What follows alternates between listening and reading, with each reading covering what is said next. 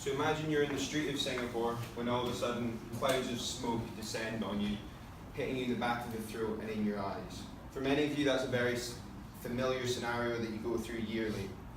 Hello, good afternoon, my name is Brody. I'm here with Alyssa and Shuju, who are going to talk to you about conflict management with particular relation to the Hayes incident of 2013. So let's get started.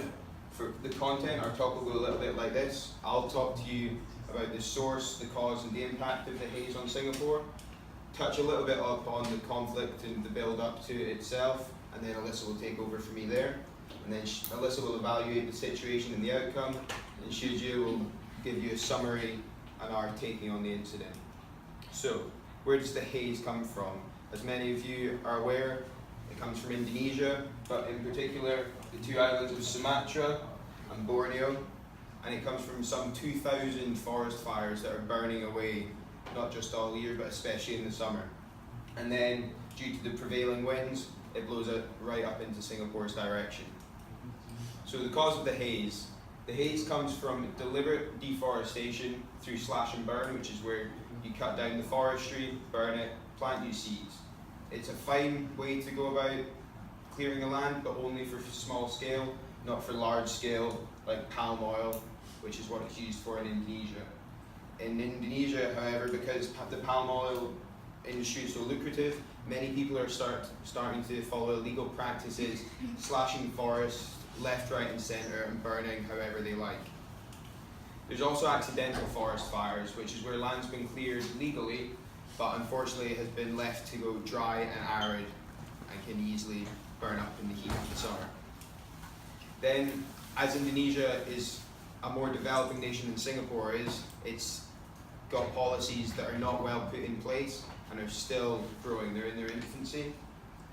And although Indonesia is young, well, developing compared to Singapore, it's very big and largely inaccessible, which makes it incredibly hard to police these forest fires individually. So the impact of the haze. Why is Singapore so angry or so distressed about the haze problem? The first issue is the health problem. The haze leads to respiratory illnesses in your most vulnerable sections of society, your kids and your elderly.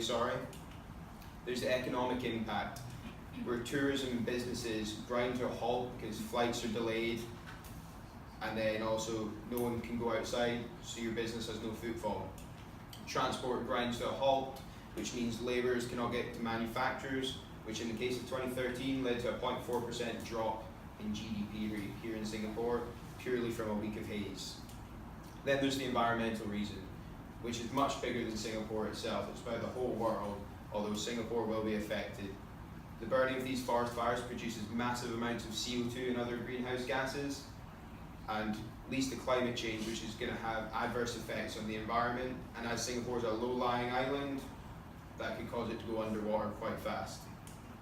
So the build-up to our main event that we're talking about in 2013, when the level of the haze hit 401 on a PSI scale, and the hazardous, where it's hazardous for your health, starts at 300. So in the weeks leading up to it, Singapore had already urged Indonesia to take urgent action. Indonesia might have seen this as a little bit rude from Singapore, as they may see themselves as a bigger power than Singapore are, and seeing Singapore as a little brother, didn't really like being told what to do.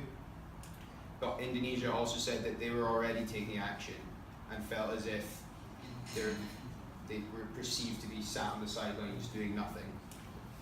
Then Indonesia tried to shift the blame and avoid the whole problem by blaming MNCs in Malaysia and in Singapore for investing in the forest fires, or the companies starting them.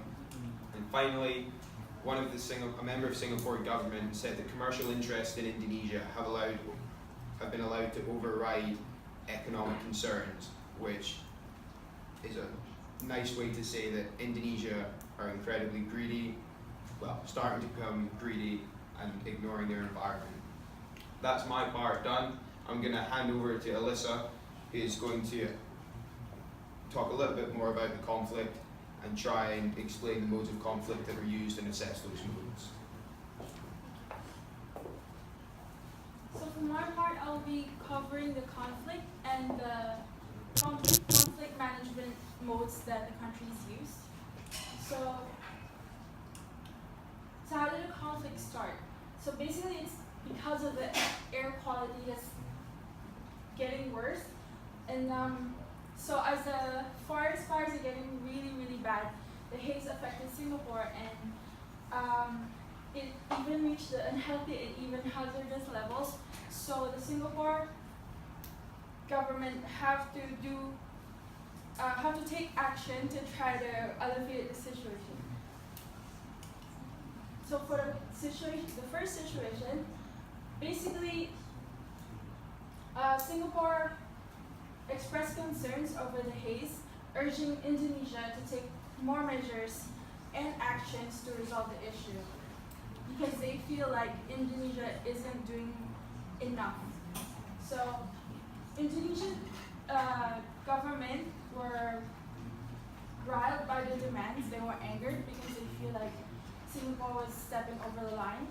And so they stated that Singapore was acting like a child, and that Singapore shouldn't be behaving like a child and making all this noise. So as a response, Singapore ignored these remarks, and instead they offered help, which is the haze assistance package. It includes an aircraft, a helicopter, the SCDF firefighting team, which is the Singapore Civil Defense Force, and some equipments, and also the satellite imagery for the forest fires. While they're also requesting for concession maps for the hotspots and names of the airline companies so that they can take action against them. So the response of Indonesia from that is they ignored and rejected the offer, and they did self-defense because sadly these requests have been ignored or rejected. For the assistance offered, Indonesia declined them, stating that if the offer was made for 40 planes instead of just one, then maybe the offer could be considered. So from avoiding, we can see that Singapore took the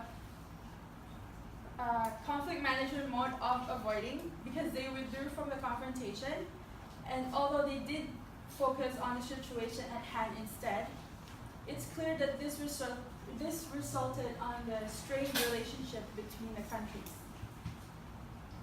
And for competing, which Indonesia used, they continued their refusal of cooperation, claiming that they can handle it themselves.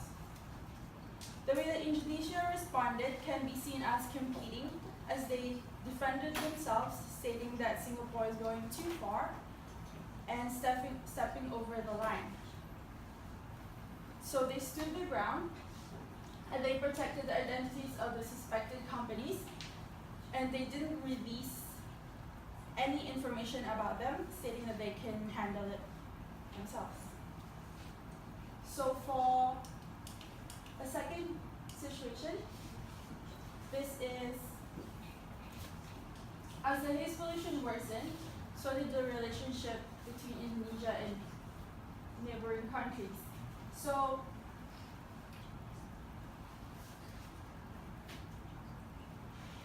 with the hopes of easing the tension between the two countries, the president of Indonesia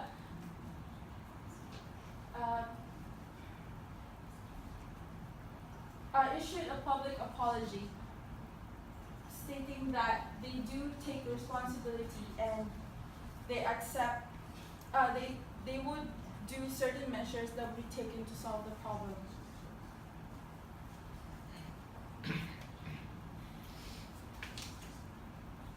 So from this, we can see that it builds goodwill and maintains harmony between the parties involved. However, it sacrificed his own principles because they did state that the fault is not theirs. But through this apology, it shows that he sacrificed his side so that everyone can proceed and concentrate more on the environmental problem. And from this, I'll be passing it over to Sujit, who will talk about the point of view and the learning. Thank you, Alisa. So in the point of view, we have three aspects to look into this conflict. So firstly, we recommend Indonesia, in the Indonesian point of view, we recommend them to have a accommodating mode in this conflict. They shouldn't have this big brother mindset thinking that they think that Singapore is just a little bit off. But however, although Singapore is lack of natural resources, but Singapore economy is much more successful than Indonesia. The resources mentality is part of national myth in Indonesia. Every student taught in the early age on how resource-rich Indonesia ought to make the country prosper. Coupled with the firm belief that many of the Indonesian rich park their funds in Singapore. Therefore, Green Eyes monster is now real in the way many Indonesians see Singapore. They also think that Singapore has taken advantage of them. Therefore, we think that Indonesia should just accept help from Singapore as they cannot handle the situation themselves. Rather than lifting up their pride and reject or ignore the help offered by Singapore, even though they feel that Singapore might be demanding as Singapore keep on request Indonesia to give them the concession pass and names of the company so that Singapore can take action against them. And as for Singapore point of view, we recommend them to use the compromising mode in this conflict. They should understand that Indonesia is a country that is not so developed as what they are. That might be the reason why they have this problem of maintaining the laws. The reason why Singapore is hesitating to give Singapore the concession maps is due to the classified information. This information might be affected in their national security. That's why they didn't give it to Singapore. In this situation, Singapore should give concern and offer Indonesia the help instead of making negative comment that they are at fault in causing the haze. So both countries, we recommend them to have collaboration. It takes time to build up this collaboration together, but it is worthwhile, as who knows that someone might need help one day. Both countries should work together to come up with a plan that will minimize this issue. Indonesia should allow Singapore to respond to its situation when it got bad, rather than letting the case getting from bad to worse. Both should look into the reason why companies still carry out the fire burning, despite this situation happening quite a number of times. Probably Indonesia can come up with tax-paying reduction if the company handle their land in proper manner. And the reason why we didn't suggest them to avoid this approach is because the problem couldn't be solved, and both countries of the citizens would be suffering. And as why we didn't suggest them the competing route is because the problem could be worsened or can be solved, but however, both parties' relationship will not be better. So in this, I would want to wrap up with these learning points that we can learn from this conflict. Firstly is that we can use it in the workforce. So firstly is that Singapore shouldn't rush Indonesia for the company names, as most of us don't like to get pressure when we already know that we have to do up the stuff. We may think that the person is trying to dominate us. And next point is, instead of directly pointing at Indonesia that they are at fault, probably Singapore can come up with a plan whereby they gather all the affected countries and settle it together instead of just confront Indonesia for the fault. Yeah, so with this I end my presentation. Thank you. So now is the question and answer. So is there any question that you want to clarify? how would Indonesia benefit from reducing the taxes from burning the plantations? Oh, for that, that's our suggestion. Maybe we can come out with tax reduction. Like the company probably don't really need to give much tax of their earnings. Yeah. Yeah, but how would the government, or how would they benefit from that? I mean, okay. Okay, their cost of the inputs they will be reduced. They will gain more. Yeah. Because the reason why they burn the forest is they want to reduce the cost of getting rid of the used land. Okay, thank you. So, what actually are we going to learn from this that we can put it into the local context? That say, we're in the work field, what can we learn from these points and how are we going to apply them? Let's say like in our work, we may reach what kind of situation will we meet and how are we going to use these points to handle this conflict? Okay, I think it depends on the situation itself lah, based on every situation. Like for this, it's been quite a long time, and after all, Singapore, the first time they urged Indonesia to give the names and demand stuff lah from them, but then probably they have to think like why Indonesia reluctant to give them. But essentially, how are we going to use this in our local? So I could maybe give you a made up scenario. If you were in two different departments within your company and there's a deadline that's maybe really important to one person but less so to this other department, and neither of you really have to answer to one another, this might come up. That it's just, you might be Indonesia, your friend there might be Singapore, but it's thinking through the process. If you two are going to be working in the same company as one another for a very long time, like Singapore and Indonesia are going to be neighbours until the world ends right now, and it's worth your while to say collaborate, not to pressurise each other, to do your best to work with one another. To be honest, it is, you're all, so Indonesia and Singapore are part of Southeast Asia, and everyone in Southeast Asia has the same kind of vision to be prosperous and grow and be more than just your single country. So within the workplace, you want to grow, you want to progress. If you and your friend can help each other progress up and through by collaborating, not pressurizing one another, not always blaming the other for something that might have gone wrong, then you'll benefit from it.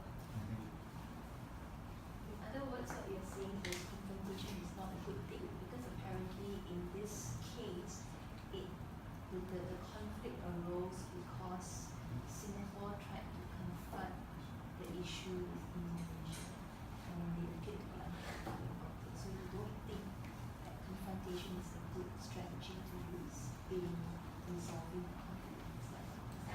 Yeah, For correct. this Yeah. particular issue itself. For this particular issue. Yeah. For this particular case, because they have been asking for the maps and the names of the company, but right until now, I think Indonesia still say that it's under Indonesian law that they cannot give. Yeah. If you're talking about the workplace, I'd say, yeah, avoid conflict where you can. If you have to bump heads, make sure it's essential and not just doing it for the sake of doing so. So are you saying that confrontation is usually a negative thing? When you confront, it means that it has to be kind of like a hostile. It doesn't have to be hostile, but it depends the way that you're going to approach it. I would use confrontation not as kind of an argument or a fight, but it's sort of stepping in when you feel like there's something going wrong, when you feel like you've got to the point there's no other option. You need to step in and make a change. Maybe not be argumentative and fight about it, but maybe try and work towards some form of change.